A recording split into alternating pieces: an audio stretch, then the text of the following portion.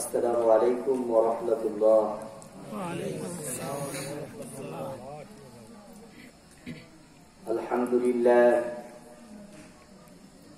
अल्हम्दुलिल्लाह नहमदुहु व नस्तईनुहु व नस्तगफिरुहु व नऊज़ु बिल्लाहि मिन शुरूरि अंफुसिना व मिन सय्यिआति अअमालिना मन यहदिहिल्लाहु फला मुदिल्ल लहु व मन युद्लिल्हु फला हादिय लहु व नशहदु अन ला इलाहा इल्लल्लाहु वहदहु ला शरीका लहु ونشهد أن سيدنا ومولانا محمدا عبد الله ورسوله الذي أرسله بالحق بشيرا ونذيرا وداعيا إلى الله بإذنه وسراجا منيرا.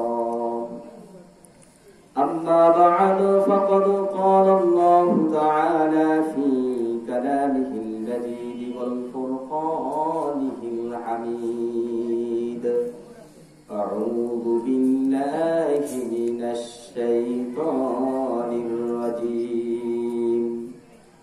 بسم الله الرحمن الرحيم. كتاب أنزلناه إليك لتخرج الناس من الظلمات إلى النور بإذن ربهم إلى صراط العزيز الحميد. وقال تعالى في آية أخرى: ولقد ذرأنا لجهنم كثيرا من الجن والإنس لهم قلوب لا يفقهون بها ولهم آذان لا يبصرون بها ولهم آذان لا يسمعون بها أولئك كالأنعام بل هم أضل وأولئك هم الغافلون. وقال رسول الله صلى الله عليه وسلم: تركت فيكم أمرين لن تضلوا ما تمسكتم بهما كتاب الله وسنة رسوله.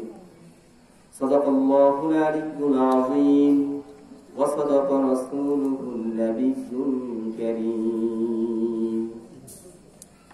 বড়বাংলায় দারুল ইহসান মাদ্রাসা কর্তৃক আয়োজিত আজকের এই বিশাল বার্ষিক ওয়াজ মাহফিলের সম্মানিত সভাপতি, প্রত্যন্ত অঞ্চলের সর্বজন শ্রদ্ধেয় আলেমে দ্বীন, এদেশে তাওহীদ এবং ইসলামের বীজ রোপণ ও বপনের জন্য যিনি তার গোটা জীবন যৌবনকে উৎসর্গ করেছেন, আল্লামা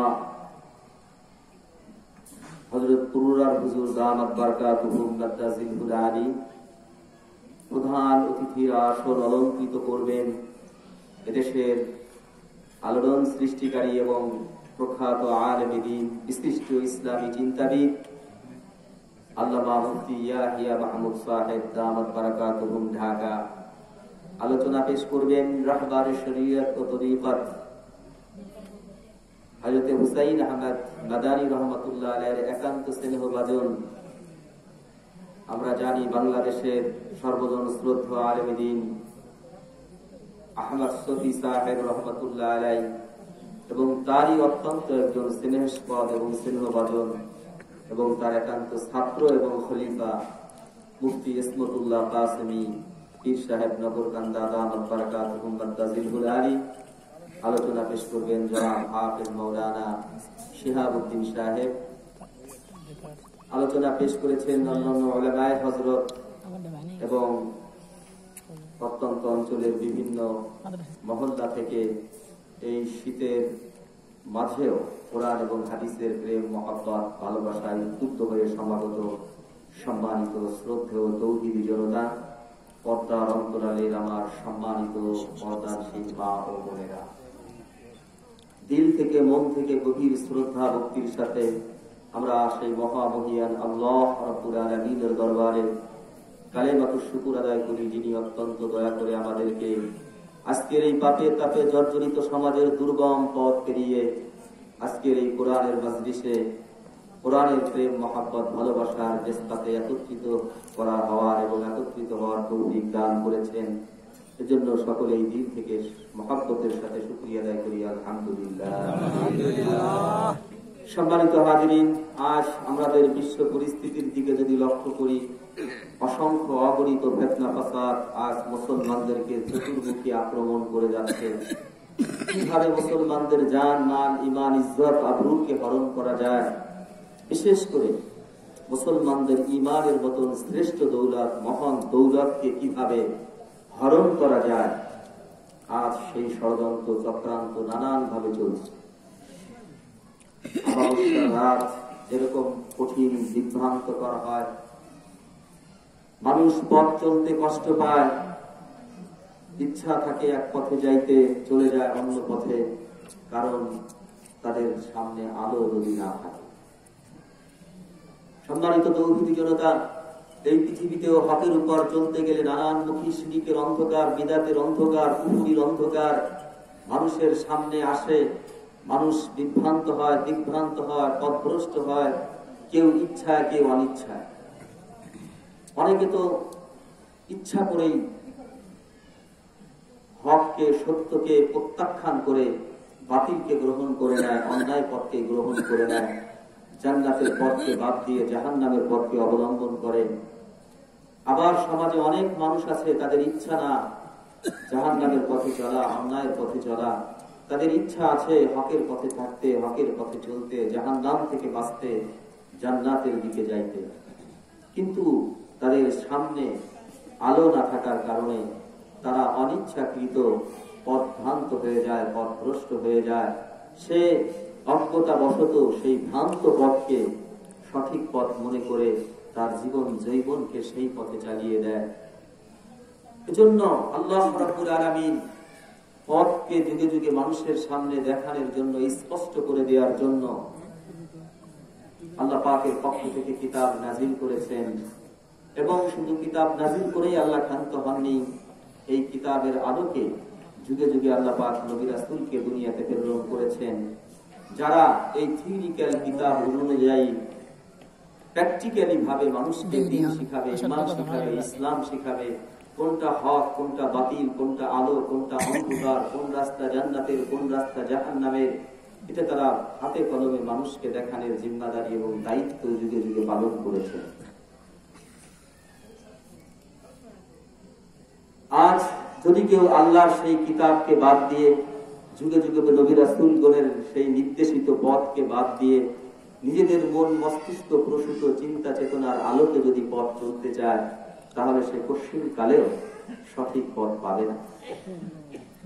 আল্লাহ পাক কোরআনে কারীমের মধ্যে কথা বলেছেন, ওয়ামান ইয়াবতাগি গায়রাল ইসলাম দীনা ফালান ইউকবালা মিনহু ওয়া হুয়া ফিল আখিরাতি মিনাল খাসিরিন। কেউ যদি ইসলামকে বাদ দিয়ে অন্য পথে, অন্য মতে যদি আমি আল্লাহকে তথা হককে, সঠিককে, সত্যকে অন্বেষণ করে, খোঁজে, তালাশ করে, সে যত বড় খালেস নিয়েতেই খুঁজুক, ভালো নিয়েতেই খুঁজুক, যত প্রাণান্তকর চেষ্টাই সে করুক, সে কঠিন কালেও দ্বীন এবং ঈমান ইসলাম খুঁজে পাবে না। ঈমান ইসলাম খুঁজে পেতে হলে আল্লাহ পাকের নির্দেশিত দ্বীন, রাসূল সাল্লাল্লাহু আলাইহি ওয়াসাল্লামের আনিত পথ আর মতেই তাকে চলতে হবে। রাসূল সাল্লাল্লাহু আলাইহি ওয়াসাল্লামের মত এবং পথকে বাদ দিয়ে সে যত চেষ্টাই করুক হক পথে চলতে, সঠিক পথে চলতে, সে কঠিন কালেও হক পথ পাবে না, সঠিক পথের সন্ধান সে কোনোদিন পাবে না। এজন্য আল্লাহ রাব্বুল আলামিন কোরআনে কারীমে সূরা ইব্রাহিমের শুরুতে এই কথা বলতেছেন, আলিফ লাম রা। এটা হচ্ছে বিস্তীর্ণ হরফ, যার মর্ম বা সঠিক অর্থ আল্লাহ এবং তার রাসূলই কেবলমাত্র ভালো জানেন। কোরআনের অসংখ্য মুজিজার মধ্যে একটি অন্যতম মুজিজা হচ্ছে এই হুরুফে মুকাত্তাআত বা কোরআনের এই বিচ্ছিন্ন হরফগুলি। পৃথিবীর কোন পণ্ডিত, পৃথিবীর যত বড় আরবি সাহিত্যিক হোক, দার্শনিক হোক, কেউ এই হরফগুলোর অর্থ বা মর্ম বুঝতে পারবে না, জানে না। এরপরে আল্লাহ বলতেছেন যে কিতাবুন আনজালনাহু ইলাইকা লিতুখরিজান নাস মিনাল যুলমাতি ইলান নূর। কিতাবুন আনজালনাহু ইলাইকা, হে রাসূল আমি আপনার উপর যে কিতাব নাজিল করেছি এই কিতাব কোনো সাধারণ কিতাব নয়। এই কিতাব হচ্ছে মানুষকে জুলমাত থেকে, অন্ধকার, শিরকের অন্ধকার, কুফরের অন্ধকার, বিদআতের অন্ধকার, মিথ্যার অন্ধকার, এই যাবতীয় অন্ধকার থেকে মানুষকে হেফাজত করে নিরাপদে তাদেরকে আলোর দিকে, সিরাতে মুস্তাকিমের পথে, আমার পাওয়ার পথে, জান্নাতের পথে আপনি বের করে আনবেন আল্লাহর হুকুমে, আল্লাহর নির্দেশে। আর একথাও জানিয়ে দিবেন যে আল্লাহ হচ্ছে অত্যন্ত পরাক্রমশালী এবং তিনি অত্যন্ত প্রশংসনীয়। মনে রাখতে হবে, কেউ যদি হকের পথে, সিরাতে মুস্তাকিমের পথে চলতে চায়, অবশ্যই কোরআন হচ্ছে তার জন্য লাইট বা আলো। জাগতিক আলো ছাড়া যেরকম কেউ সঠিক পথ চলতে পারবে না, সে বিভ্রান্ত হবে। সে বালুকে পানি মনে করবে, আবার পানিকে বালু মনে করবে, রশিকে সাপ মনে করবে, সাপকে রশি মনে করে সে ধ্বংসিত হবে। এরকম চলতে যাবে এক পথে, যাবে অন্য পথে, যদি তার সাথে আলো না থাকে। আবার শুধু আলো থাকলেও হবে না, তার বিবেচনা শক্তিও তার থাকতে হবে। পাগল, তার কোনো দিকদার থাকে না, কেননা তার বিবেক বা তার চিন্তা চেতনা বিকৃতি ঘটেছে। তদ্রূপ একজন মানুষ যদি দুনিয়াবি জাগতিক অন্ধকার থেকে বাঁচতে চায়, তাহলে তাকে যেরকম আলোর প্রয়োজন আছে, আবার তার সুস্থ চোখের প্রয়োজন আছে। একজন অন্ধ, তার সামনে যতই আলো জ্বালানো হোক, সে কোনোদিন কিন্তু দেখবে না, কারণ তার চোখ নেই। আবার চোখ আছে কিন্তু কঠিন অন্ধকার, অমাবস্যার অন্ধকার, আলো নাই, সে ব্যক্তিও সঠিক পথ অবলম্বন করে চলতে পারবে না। এজন্য দুটি প্রয়োজন আছে। এমনি ভাবে যদি কেউ সিরাতে মুস্তাকিমের পথে, ইসলামের পথে, দ্বীনের পথে যদি কাউকে চলতে হয়, তাহলে কোরআন নামক আলোর পত্রিকা, কোরআন নামক আলোর মশাল, কোরআন নামক এই মহা সূর্য অবশ্যই তার সামনে থাকতে হবে। সাথে সাথে তার বিবেকও সুস্থ থাকতে হবে। এই দুটির সমন্বয়ে যদি সে পথ চলে, অবশ্যই সে সিরাতে মুস্তাকিম পাবে, আল্লাহর পথে সে চলতে পারবে। এজন্য আমাদের প্রত্যেকের দায়িত্ব হচ্ছে এই কোরআনকে প্রথম সহি শুদ্ধভাবে শেখা। সে নারী হোক আর পুরুষ হোক, ধনী হোক আর দরিদ্র হোক, তাকে অবশ্যই কোরআন সহি শুদ্ধ করে শিখতেই হবে। কোরআনের বড় আলেম হওয়া, মুফাসসির হওয়া, পণ্ডিত হওয়া, এটা ফরজে কিফায়া। এটা এক এলাকায় একজন যদি হয় তাহলে অন্যরা দায়মুক্ত। কিন্তু এক এলাকায় যদি একজন হাফেজ এবং আলেম না থাকে, এই কারণে কিন্তু সকলকেই গুনাহগার হতে হয়। এজন্য আমার এলাকায়, আমার মহল্লায় একজন হাফেজ, একজন আলেম আমার জন্য নিয়ামত, গনিমত। সে আছে বিদায় আমি এরকম কবিরা গুনাহ থেকে বেঁচে যাচ্ছি। আল্লাহ পাকের যে বিধান, কোরআনকে হেফজ করা, কোরআনকে বুঝা, কোরআনকে জানা, কোরআন অনুযায়ী মাসলা ইস্তেমবাদ করার যোগ্যতা অর্জন করার মতন যোগ্য আলেম, এটা যদি এলাকায় না থাকে তাহলে সকলে গুনাহগার হতো। আজ তারা আছে বিধায় আমরা কিন্তু গুনাহ থেকে বাঁচতে পারছি, আলহামদুলিল্লাহ। কিন্তু কোরআনকে সহি শুদ্ধ করে তেলাওয়াত করার মতন যোগ্যতা এটা প্রত্যেকেরই অর্জন করতে হবে। সে নারী হোক এবং পুরুষ হোক, ধনী হোক দরিদ্র হোক, সে যে বয়স স্তরেই পৌঁছাক না কেন, তাকে কোরআন সহি শুদ্ধ করে শিখতে হবে। নামাজ সহি শুদ্ধ হওয়ার জন্য তাকে কোরআন সহি শুদ্ধ হওয়া পূর্ব শর্ত। নামাজ ভঙ্গ হওয়ার প্রথম প্রধান কারণ হচ্ছে নামাজে অশুদ্ধ করা। এটা বোঝা গেল, আমাকে কোরআন সহি শুদ্ধ না করতে পারলে নামাজও আমার সহি শুদ্ধ হবে না। এজন্য আমার অনেক সময় বছরের পর বছর, কালের পর কাল চলে যাচ্ছে, আমি কোরআন সহি শুদ্ধ করি নাই, নামাজ পড়ে যাচ্ছি, আর মনে মনে তৃপ্তির ঢেকুর ছাড়তেছি যে আমি তো খুব নামাজি। কিন্তু আমার নামাজকে যদি সহি শুদ্ধ ভাবে না করি, তাহলে তো আমার নামাজ হবে না, নামাজ ভেঙে যাবে। এজন্য আমাকে অবশ্যই কোরআন সহি শুদ্ধ ভাবে তেলাওয়াত শিখতে হবে। এবং পিতামাতার বড় দায়িত্ব, প্রধান দায়িত্ব হলো সন্তান সন্ততিদেরকে কোরআন সহিশুদ্ধ করে শেখানো। এর দ্বারা অনেক ফজিলাত রয়েছে। পিতা মাতাকে কিয়ামতের ময়দানে নূরের তাজ আল্লাহ পাক পরিধান করাবেন ওই পিতা মাতাকে যারা তাদের সন্তানকে কোরআনের শিক্ষায় শিক্ষিত করেছে। বলুন সুবহানাল্লাহ। আমরা কিয়ামতের সেই বিভীষিকাময়ের কথা জানি। সূর্য অর্ধ হাত বা অর্ধ মাইল মাথার উপরে থেকে তার সঠিক দিক উদয় হয়ে মানুষকে এমন ভাবে কিয়ামতের ময়দানে আলোক দীপ্ত দিবে যে সেই কিয়ামতের ময়দানে মাটি পুড়ে তামা হয়ে যাবে, মানুষের মাথা ফেটে চৌচির হয়ে যাবে, মগজ গুলো টকবক করতে থাকবে। এরকম এক দুর্বিষহ অবস্থা হবে যেদিন মানুষের কাঁদতে কাঁদতে একবার চোখের পানি শেষ হয়ে রক্তের ঝর্ণা প্রবাহিত হবে। এমনই এক কঠিন দুর্যোগকালীন সময়ে আল্লাহ পাক যারা তাদের সন্তানদেরকে কোরআন শিক্ষা দিয়েছিল তাদেরকে নূরের তাজ পরিধান করাবেন। এমন সম্মান এবং ইজ্জত দেখে মানুষ বলবে এরা কি নবী রাসূল ছিলেন কিনা? বলা হবে যে না, এরা নবী রাসূল না, বরং এরা এদের সন্তানদেরকে কোরআনের শিক্ষায় শিক্ষিত করেছিলেন। বলুন সুবহানাল্লাহ। এজন্য পিতা মাতাকে সেই নূরের তাজ পরিধান করার সেই যোগ্যতাও অর্জন করতে হবে। একজন মদখোর, সুদখোর, ঘুষখোর, জিনাখোর নিজেই কোরআনের বিদ্বেষী, তারা কি আল্লাহ পাক এই নূরের তাজ পরাবে নাকি? কিন্তু আমরা এই নূরের তাজ অনেকে পড়ার আশা রাখি। ছেলেকে হয়তো মেয়েকে সারাভাবে মাদ্রাসায় ভর্তি করে দিয়েছি ঠিকই, কিন্তু নিজের চরিত্রের মধ্যে কোনো পরিবর্তন আনতে পারি না। এক নম্বর কথা হলো, মনে রাখবেন আল্লাহ রসুলের কথা, ইন্নাল উলামা ওয়ারাসাতুল আম্বিয়া, আলেমগণ হচ্ছে নবীগণের উত্তরসূরি। মনে রাখতে হবে নবী যেরকম কেউ ইচ্ছা করলেই হতে পারে না। টাকা পয়সা থাকলে, মেধা থাকলে, বংশ ভালো থাকলে কেউ নবী হতে পারে নাকি? নবী কে বানায়? নির্বাচনের মাধ্যমে নবী হওয়া যাবে? দেশের সকল জনগণ মিলে যদি কাউকে নবুয়তের ব্যাপারে ভোট দেয় সে নবী হয়ে যাবে? নবী হওয়ার জন্য আল্লাহ পাকের পক্ষ থেকে নির্বাচন শর্ত। আল্লাহ যাকে নবুয়ত দান করেন তিনি কেবল কি হন? নবী হন। তদ্রূপ একইভাবে ওয়ারিসে নবীও যে কেউ ইচ্ছা করলেই হতে পারে না। কথাটা একটু খেয়াল করে শুনি। ওয়ারিসে নবী অর্থাৎ আলেম যে কেউ হতে পারে না। মেধা থাকলে, অর্থ থাকলে, বিত্ত থাকলে, ক্ষমতা থাকলে কেউ আলেম হতে পারে না। নবীও যেরকম আল্লাহ নির্বাচন করলেই নবী হওয়া যায়, তদ্রূপ ওয়ারিসাতুন নবী, এটা আল্লাহ যাদেরকে পছন্দ করেন, ওয়াল্লাযীনা উতুল ইলমা দারাজাত, আল্লাহ যাকে পছন্দ করেন তাকেই এই ইলমের মতন সম্পদ দিয়ে তার দারাজাতকে বুলন্দ করেন। সুবহানাল্লাহ। এজন্য সন্তান সন্ততিদেরকে মাদ্রাসায় দিয়ে বরং আরো বেশি পরিমাণে আল্লাহর কাছে দোয়া করা, আল্লাহ আমার দায়িত্বটুকু আমি পালন করেছি, বাকি আপনার দায়িত্ব যদি আপনি পালন না করেন তাহলে কোনোদিন আমার সন্তান আলেম হাফেজ হতে পারবে না। এজন্য মালিক আপনার কুদরতের কাছে তাকে সুপর্দ করেছি। আমার যতটুকু দায়িত্ব ছিল আমার পক্ষ থেকে আমি পালন করেছি। মালিক এখন আপনি আপনার কাজ করেন, আপনার দায়িত্ব আপনি পালন করেন।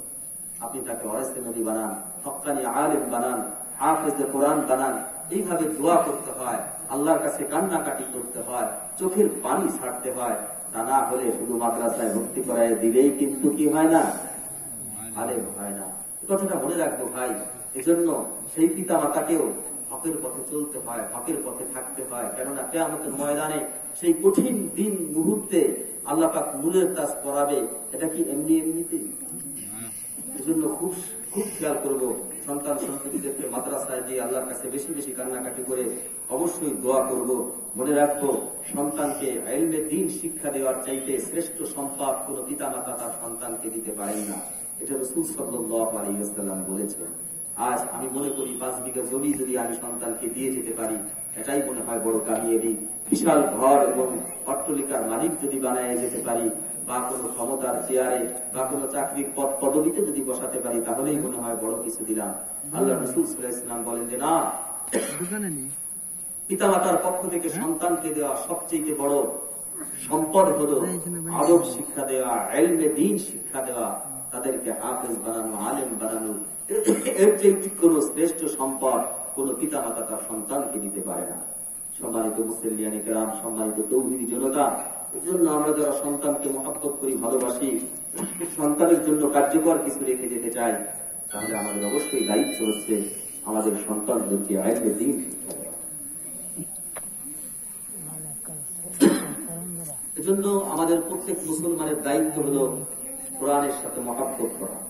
কোরআনের সাথে ভালোবাসা তৈরি করা, কোরআনের পক্ষ থেকে কোনো ডাক আসলে সেই ডাকে সাড়া দেওয়া। আল্লাহর নির্দেশ, ওয়াইদা কুরিয়াল কুরআন ফাসতামিউ লাহু ওয়া আনসিতু লাআল্লাকুম তুরহামুন। যখন তোমাদের মাঝে কোরআনের তেলাওয়াত হয় তখন তোমাদের দায়িত্ব হচ্ছে, তোমাদের কর্তব্য হচ্ছে সেটা অত্যন্ত মনোযোগের সাথে, ধ্যান ও খেয়ালের সাথে শ্রবণ করা। এটা যদি তোমরা করো তাহলে লাআল্লাকুম তুরহামুন, অবশ্যই আল্লাহ পাক তোমাদের প্রতি রহম করবেন, দয়া করবেন, অনুগ্রহ করবেন। বলুন সুবহানাল্লাহ। এজন্য কোরআনের কোন দাওয়াত আসলে, কোরআনের কোন ডাক আসলে, কোরআনের কোন আওয়াজ যদি আমার কানে আসে, আমার ভিতরে যেন একটু প্রেম, মহব্বত আর ভালোবাসার আকর্ষণ যেন কোরআনের প্রতি সৃষ্টি হয়। তা না হলে এই কোরআন থেকে আমি উপকৃত হতে পারবো না, আল্লাহর দয়া এবং অনুগ্রহ, রহমত এবং ভালোবাসাও আমি পাবো না। এজন্য খুব খেয়াল করবো ভাই, আজকে এই মাহফিল এটা প্রতিদিন হয় না, বছরে এরকম দুই একদিন আয়োজন হয়ে থাকে। আজকে এই কোরআনের মাহফিলের আওয়াজ আমার কানে গেল, কিন্তু আমি মনোযোগ দিয়ে শোনার সুযোগ বা গুরুত্ব বা প্রয়োজন মনে করলাম না, তাহলে আমি কি করে আল্লাহর রহম পাবো? আল্লাহ পাক তার রহম পাওয়ার জন্য শর্ত আরোপ করেছে, কোরআনের ডাক আসলে, কোরআনের আওয়াজ আসলে তোমরা মনোযোগের সাথে শ্রবণ করো, তাহলেই আমি আল্লাহ পাক তোমাদের প্রতি রহম করবো, দয়া করবো, অনুগ্রহ করবো। এজন্য এখনো যারা বাড়িতে বসে বা এই যে বাজারে কত মানুষ দেখতেছি, আল্লাহ তার আয়োজন, আহ্বান, দীর্ঘদিন চেষ্টা মাহফিলকে কেন্দ্র করে, কিন্তু বাজারের কোনো মাকসাদ না, কিন্তু বাজার কত জাঁকজমক, কত মানে ব্যাপক উৎসাহ উদ্দীপনার সাথে মিলেছে। এমন মুসলমানও হয়তো দু একজনও বা অনেক হবে যে যাদের এই মাহফিল পর্যন্ত আসারও সুযোগ হবে না, হয়তো বাড়ি থেকে নিয়ত করে আসছিল কি মাহফিলে যাচ্ছি, কিন্তু এতই বদনসিব যে বাজারে ঘুরেই তার জীবন বা সময়টা পার করে দিলে মাহফিল পর্যন্ত আসার তৌফিক হবে না। অনুরোধ করতেছি মেহেরবানি করে, দয়া করে আজকের আয়োজন বাজারকে উদ্দেশ্য করে না, যেহেতু মাহফিলকে উদ্দেশ্য করে, মেহেরবানি করে মাহফিলে চলে আসি। মনে রাখবো, প্রত্যেক দিনই কাজে অগ্রাধিকার দেওয়া বা আগে থাকা আর পিছিয়ে থাকা এটা কোনোদিন এক নয়। আল্লাহ সূরা ওয়াকিয়ার 8 নম্বর আয়াতে বলতেছেন, ওয়াসাবিকুন আসাবিকুন উলাইকাল মুকাররাবুন। যারা দিনই কাজকে অগ্রাধিকার দিবে, প্রাধান্য দিবে, কিয়ামতের ময়দানে তারা সবচেয়ে আল্লাহর নৈকট্য হাসিল করবে, তারপর আল্লাহ পাকের কঠিন নিকটবর্তী তারা হতে পারবে। অনেক জায়গা দেখবেন, অনেক হাদিসে আগে কাজের যে একটা গুরুত্ব, এটা পিছের কাজের দ্বারা সেই গুরুত্ব কিন্তু নাই। জুমার দিনে প্রথম মসজিদে আসলে কি সওয়াব? কুরবানির সওয়াব, পরে আসলে